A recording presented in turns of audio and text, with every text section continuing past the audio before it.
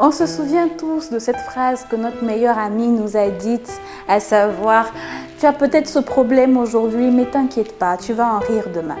Ah ben ce demain-là, c'est aujourd'hui. Ici, on vous écoute, on se moque de vous, mais surtout, on vous conseille. Bonjour et bienvenue à une oreille presque attentive.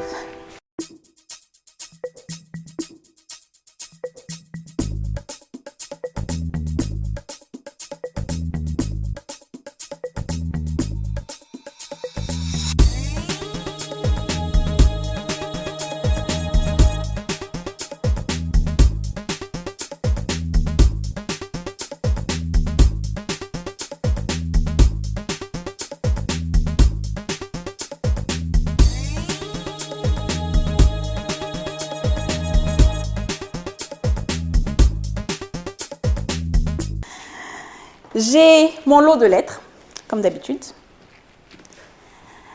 Je commence à vous adorer de plus en plus parce que les histoires deviennent de plus en plus poignantes.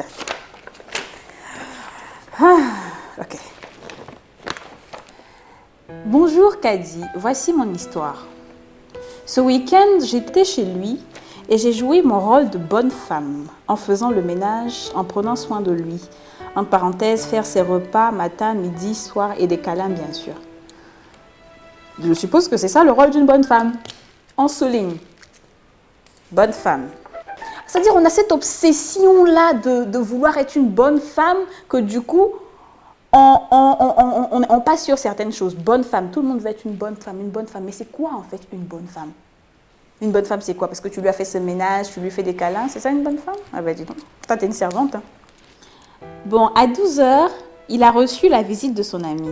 Ils ont passé le reste de la journée ensemble. Ils sont même sortis rechercher un appartement pour son ami. Mon homme est revenu de la recherche à 22 h, heure à laquelle j'étais déjà endormie. Mais les petits bruits m'ont réveillée. Après son bain, mon homme s'est mis au balcon pour passer un coup de fil nocturne. On sait que c'est nocturne s'il est 22 h. En souligne, nocturne. Mais après son bain, je faisais semblant de dormir pour voir s'il allait me rejoindre au lit parce que là, j'avais très envie de lui. Mais dommage pour moi, mon homme s'est mis au balcon et pensant que je dormais, il a fermé la porte du balcon et il s'est couché à même le sol et a passé son coup de fil. Ça, il t'a eu, hein? Yako. Dans la conversation, je sentais que l'autre interlocuteur était un sexe féminin.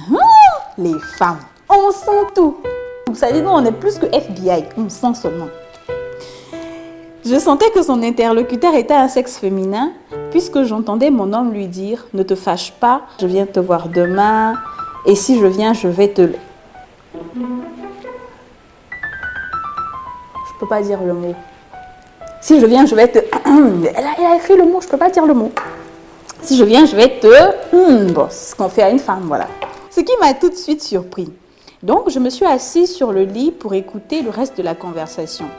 Mais tous les autres mots n'étaient plus choquants, seulement qu'il la suppliait pour je ne sais quoi. Comme j'en avais marre de tout ça, j'ai allumé la lumière de la chambre et là, mon homme a immédiatement arrêté la conversation et est resté couché sur le sol quelques minutes et m'a rejoint sur le lit plus tard. Me connaissant, mon homme a senti que j'étais en colère. Vous sentez chez vous là-bas, hein? Mon homme a senti que j'étais en colère. Puisque normalement, dès qu'il me rejoint au lit, je lui fais plein de câlins. Tu me câlins, Il m'a envahi de questions. Chérie, qu'est-ce que tu as? Je réponds rien, mais il a insisté jusqu'à ce qu'il reçoive un coup de fil de son grand frère qui voulait venir dormir chez lui. Je souligne que mon homme et moi ne vivons pas ensemble. J'étais juste là pour le week-end. Dès qu'il allait ouvrir la porte à son frère, désolée, mais j'ai plongé sur son téléphone. Je connaissais le mot de passe. On souligne, je connaissais le mot de passe. Et là, j'ai vu que mon homme avait communiqué. Tu as tout gardé. Parce que, même s'il a communiqué, le fait que tu prennes son téléphone, c'est fini. Comment tu peux fouiller dans son téléphone? C'est là que la faute est, quoi.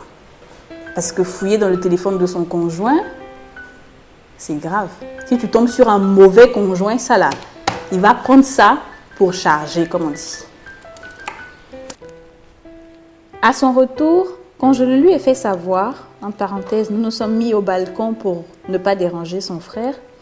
Je vous assure, mon homme m'a juré qu'il n'avait pas communiqué et que la conversation que j'ai entendue venait du dehors. Mais ça vient du dehors, il y a tellement de voisins, c'est possible que ça vienne du dehors. Le monsieur n'a pas communiqué. Alors là, j'ai avoué à mon homme que j'ai vu dans son journal d'appel qu'il venait juste de communiquer. Là, mon homme rentre dans une colère noire. Mais comme je n'aime pas les cris, je l'ai emmené à ne pas crier, donc on a discuté vraiment en douceur. Mais je sentais sa colère. Madame sentir. Moi aussi, très découragée, mon homme m'a demandé pardon toute la nuit, mais je n'ai pas cédé. Il m'a touché toute la nuit, mais rien. Pour une fois. Le dimanche matin, juste après le départ de son grand frère, j'ai pris un bain rapide et je suis sortie de la maison. Mais j'ai fait juste 2 minutes en bas et je suis remontée. Mais là, mon homme m'a demandé de rentrer chez moi. Et depuis ce jour, nous sommes là. Quand je suis rentrée, je me suis calmée et j'ai passé 1 semaine à lui demander pardon. Mais il ne voulait rien savoir. Pardon, pourquoi? Vous n'avez pas l'impression qu'on a raté quelque chose là? Parce que tout de suite, c'était monsieur qui demandait pardon parce qu'il voulait une fille. Et là, c'est elle qui demande pardon pendant 1 semaine. Attends, ce gars-là, c'est sûr que c'est un acteur. C'est sûr que c'est un acteur de cinéma. Parce que c'est eux ceux qui peuvent changer une situation aussi rapidement. Ma mère même l'a appelé sans réponse. J'ai vu 2 de ses amis, mais rien.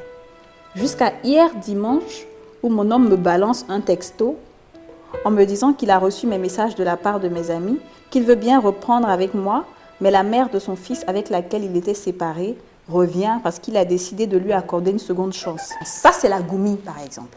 Je vous parlais des Goumi. Elle, c'est la Goumi, la mère du fils. Alors qu'à nos débuts, il me disait qu'il ne voulait plus la reprendre chez lui parce qu'elle était paresseuse et a même fouillé dans son téléphone et son ordi. Aidez-moi à comprendre mon histoire parce que là, je suis perdue. Je passe mes nuits en pleurs. Que faire?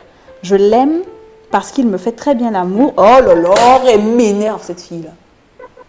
Si c'est pas les câlins, c'est l'amour. En fait, c'est...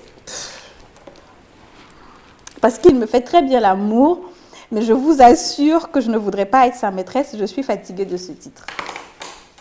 Elle, c'est une goumestinée bis.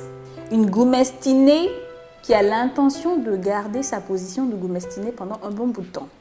Parce que le salaire, c'est l'amour. On lui fait bien l'amour. Donc, elle compte rester, mais ma belle, franchement.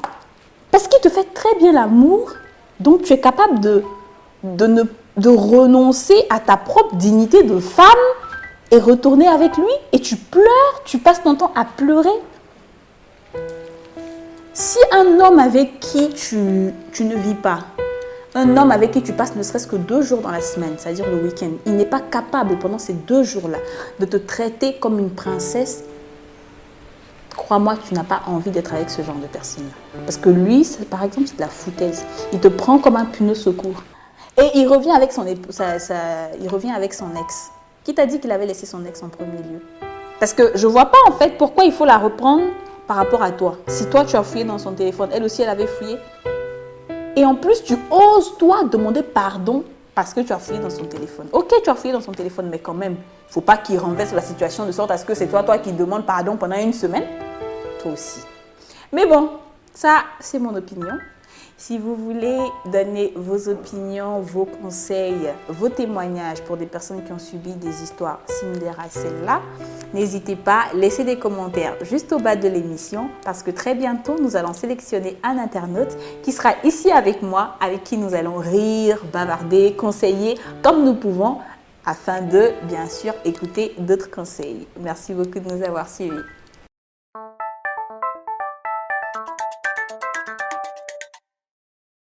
Bien que l'infidélité ne signifie pas toujours la fin d'une relation, il est important de savoir pourquoi pardonner à son bourreau, pourquoi lui donner une seconde chance. Si la personne que vous voulez s'excuse certes de sa faute, mais reste indécise sur sa volonté de rester avec vous ou l'autre, croyez-moi, ce n'est pas une personne avec qui vous voulez être. Pourquoi se battre pour cette personne quand elle ne sait pas ce que vous représentez pour elle? Amour et incertitude ne peuvent jamais cohabiter. Sur ce, merci de nous avoir suivis et à très bientôt.